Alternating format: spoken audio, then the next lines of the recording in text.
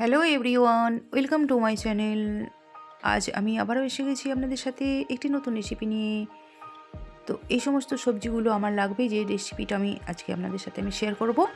নিয়েছি কয়েকটা শিম, কুমড়ো, দুটো মূলো, আর নিয়েছি তেঁতুল, ডালের বড়ি, একটা আলু। তেঁতুলটা অবশ্যই লাগবে, তেঁতুলটা ছাড়া কিন্তু এই রেসিপিটা হবে না। নিয়েছি একটা বেগুন, সমস্ত সবজি নিয়েছি, শীতকালীন যে সবজি নিয়েছি। আর তেঁতুলটা ফার্স্টে আমি জল দিয়ে ভিজিয়ে রাখবো। এটা পাকা তেঁতুল, পাকা তেঁতুলটা আমি জল দিয়ে কিছুক্ষণ ভিজিয়ে রাখবো। ভিজিয়ে রাখার পর সবজিগুলো কেটে আমি নিয়ে চলে এসেছি। এই যে বেগুন, কুমড়ো, মূলো, শিম, আলু, আর মূলো শাকটা আমি রেখে দিয়েছি। মূলো শাকটা আমি ভেজে খেয়ে নেব। সবজিগুলো সমস্ত নিয়ে এসেছি। আর এদিকে যে তেঁতুলটা আমি ভিজিয়ে রেখেছিলাম, এই তেঁতুলের পালটা আমি বার করে নেব। আমার তেঁতুলের পালটা দরকার। তেঁতুলের যে মানে শাঁসটা, যেটা আর কি বলে, তেঁতুলের যে বীজগুলো আছে, বীজগুলো ফেলে দেব।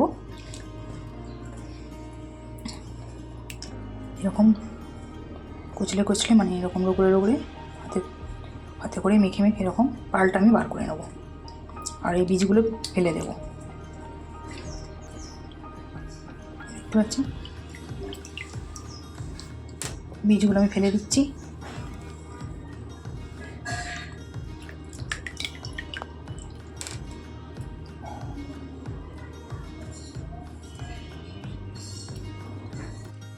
তো ফার্স্টে আমি গ্যাসের উনুনে কড়া বসিয়ে দিয়েছি। শুকনো খোলায় এই মশলাটা আমি ভেজে নেব। দিয়ে দিলাম গোটা জিরে আর 5 ফোড়ন আর শুকনো লঙ্কা, গোটা ধনে, একটু মৌরি,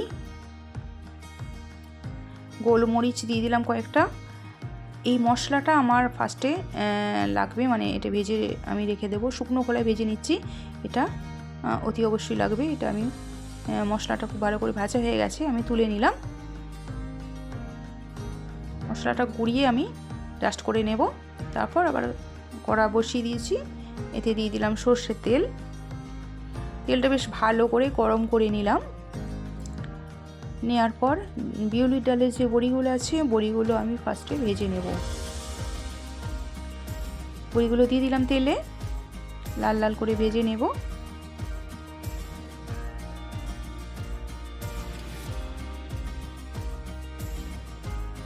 দেখতে পাচ্ছেন বড়ির কালারটা চেঞ্জ হয়ে গেছে, বেশ লাল লাল হয়ে গেছে। এই অবস্থায় আমি বড়িগুলো তুলে নিলাম।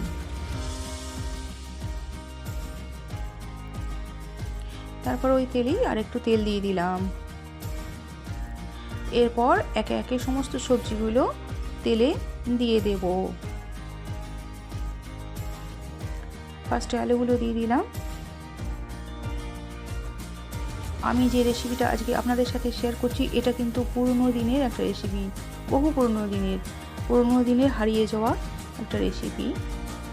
আলুগুলো দেওয়ার পর মূলোগুলো দিয়ে দিলাম, কুমড়ো দিয়ে দিলাম, বেগুন দিয়ে দিলাম,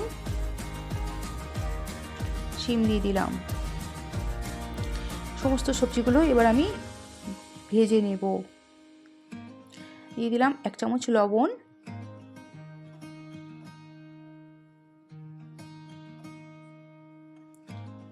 এই রেসিপিটা আমার ঠাকুমাকে আমি রান্না করতে দেখেছিলাম। আমার ঠাকুমা এই রেসিপিটা খেতে কিন্তু খুবই ভালোবাসতো। তারপর আমার ঠাকুমা, মানে আমার মায়েদের বলতো যে এইটা বানিয়ে আমাকে দাও, খুব পছন্দ করতো আর কি। তো সবজিটা নাড়াচাড়া করে একবার ঢাকা দিয়ে রাখলাম লো ফ্লেমে ঢাকা দিয়ে রেখেছিলাম 5 মিনিট। 5 মিনিট পর ঢাকাটা খুললাম, দেখতে পাচ্ছি সবজিটা অনেকটা বেশ ভাজা ভাজা হয়ে গেছে। কালারটা কিন্তু অনেকটাই চেঞ্জ হয়ে গেছে, দেখতে পাচ্ছেন। আর বেশ 50% মতো সিদ্ধ হয়ে গেছে। সবজি ঢাকা দিয়ে ভাজলে কিন্তু, মানে ঢাকা দিয়ে হয়ে গেছে নাড়াচাড়া করা হয় ঢাকা চাপা দিয়ে, তো তাড়াতাড়ি সিদ্ধ হয়ে যায়।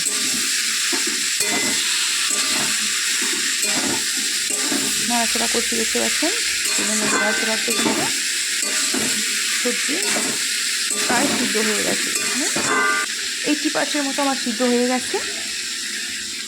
আর একবার ঢাকা দিয়ে রাখলাম।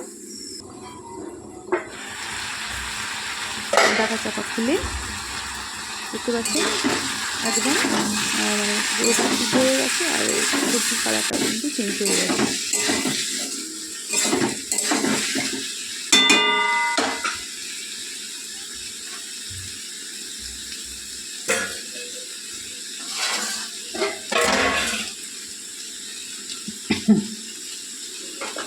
এরপর আমি এই সবজিটা নামিয়ে নেব, ঢেলে নেব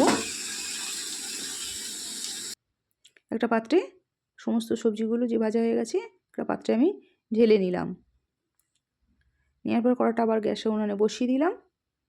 আবার তাতে সর্ষের তেল দিয়ে দিলাম। তেলটা গরম করে নিলাম একটু। নেওয়ার পর 5 ফোড়ন আর শুকনো লঙ্কা দিয়ে দিলাম ফোড়ন হিসাবে এখানে। ফোড়নটা খুব ভালো করে গরম করে নিতে হবে। নেওয়ার পর এই যে তেঁতুলটা যে আমি গুলে রেখেছিলাম, পালটা, তেঁতুলের যে পালটা, এই যে তেঁতুলের বীজগুলো আমি তুলে ফেলে দিচ্ছি। তেঁতুলের পালটা দিয়ে দেব। তেঁতুলের শাঁসটা যেটা বলে, এই তেঁতুলটা দিয়ে দিলাম। খুব আস্তে আস্তে করে দিতে হবে, তলায় যে নোংরাগুলো পড়ে আছে, মানে তেঁতুলের যে খোলাগুলো, মানে খোসা খোসা থাকে, সেইগুলো আটকে যাবে। তারপর পরিমাণ মতো লবণ আর হলুদ দিয়ে দিলাম। আমি কিন্তু সবজিগুলো ভাজার সময় যেহেতু লবণ দিয়েছিলাম, সেহেতু এখন অল্প একটু লবণ দিয়েছি আর হলুদ গুঁড়ো দিয়েছি। এটা দিয়ে দিলাম আমচুর পাউডার আর একটা মশলা গুঁড়ো, আর এটা দিয়ে দিলাম কাশ্মীরি লঙ্কার গুঁড়ো, খুব সুন্দর একটা কালার আনার জন্য। তারপর টকবক করে যখন ফুটছে দেখতে পাচ্ছেন, আমি খুন্তি করে বারবার নেড়ে নাড়াচাড়া করে দিচ্ছি।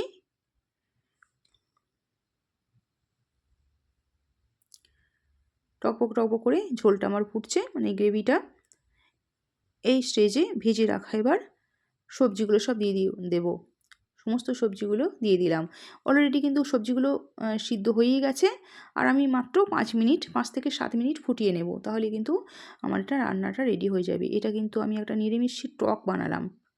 নিরামিষি টক, যেটা বলে নিরামিষি টক, পুরনো দিনের মানুষরা এটা খেতে কিন্তু খুব পছন্দ করে, আমারও বেশ ভালো লাগে খেতে। তারপর আমি মিষ্টির জন্য এখানে গুড় দিয়ে দিলাম। আমার ঠাকুমা খেতে খুব পছন্দ করে, খুবই বলতো, দেখতাম আমার মাদের বলতো যে এটা নিরামিষি টক করো তো বৌমা, নিরামিষি টক করো তো। আমি দেখেছি, তো দেখে আমার হঠাৎ করে মনে পড়ে গেল। তো এইটা রেসিপিটা শেয়ার করলে কেমন হয়, আমার খেতেও আমারও খুব ভালো লাগে। বন্ধুরা, আমার চ্যানেলটিকে সাবস্ক্রাইব করবেন এবং আমার পাশে থাকবেন। ভালো লাগলে লাইক, কমেন্ট এবং শেয়ার করতে যেন ভুলবেন না। পরিমাণ মতো আমি মিষ্টি দিলাম, যে যেরকম মিষ্টি খাবে। অনেকে টক টক খেতে পছন্দ করে, আবার অনেকে একটু মিষ্টি মিষ্টি খেতে পছন্দ করে। আমার একটু মিষ্টি মিষ্টি ভালো লাগে, তো আমি সেই হিসাবে গুড়টা দিয়েছি।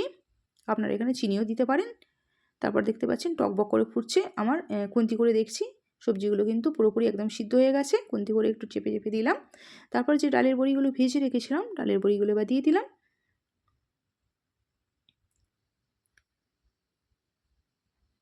আর 2 মিনিট আমি ফুটিয়ে নেব। ডালের বড়িগুলো একটু বেশ ঝোলটা ঢুকে যাবে ভেতরে। আর যে মশলাটা আমি প্রথমে ভেজেছিলাম, সেই মশলাটা গুঁড়ো করে রেখেছিলাম, সেই মশলাটা আমি 1 চামচ দিয়ে দিলাম। এই মশলাটা দিলে কিন্তু দুর্দান্ত একটা ফ্লেভার হয়ে যাবে, অপূর্ব সুন্দর। একদম আমার নিরামিষি টক একদম রেডি হয়ে গেছে। এবার একটা প্লেটে ঢেলে নিচ্ছি। এটা কিন্তু নিরামিষি টক হলো, শীতকালীন সবজি দিয়ে নিরামিষ টক। আজ আসি বন্ধুরা, সকলে ভালো থাকবেন, সুস্থ থাকবেন। আপনাদের সাথে দেখা হচ্ছে আমার সঙ্গে অন্য কোনো ভিডিওতে। আর আমার ভিডিওটিকে দেখার জন্য আপনাদেরকে অসংখ্য অসংখ্য ধন্যবাদ।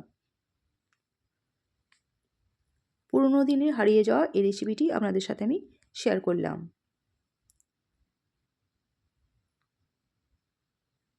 আজ আসি বন্ধুরা, সকলে ভালো থাকুন। Tata, bye bye.